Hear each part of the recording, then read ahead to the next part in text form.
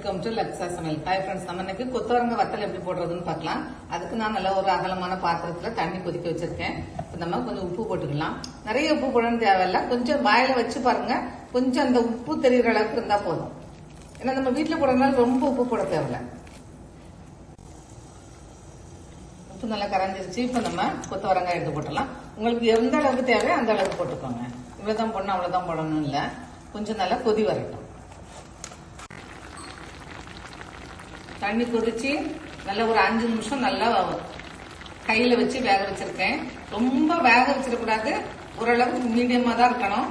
அப்பதான் வத்தல் நல்லா இருக்கும். இப்ப நம்ம வடிகட்டிடலாம்.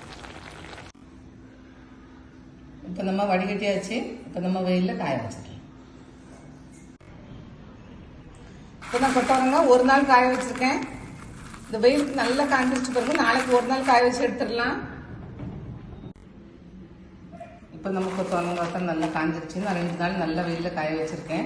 இது போதும். நீங்கள் ரொம்ப முத்துனது பார்த்து வாங்காதீங்க. கொஞ்சம் நல்லா பிஞ்சா இருக்கிறது வாங்குனீங்கன்னா கொஞ்சம் சாப்பிட்றதுக்கு நல்லா இருக்கும். இது நீங்கள் புளிக்குழம்பு வச்சுக்கலாம், சும்மா வறுத்து சாப்பிட்டுக்கலாம். எல்லாத்துக்குமே யூஸ் ஆகும். நமக்கு காய்கறி இல்லாத நேரத்தில் ரொம்ப யூஸ் ஆகும். செஞ்சு பாருங்க, நல்லா இருக்கும். தேங்க்ஸ் ஃபார் வாட்சிங்.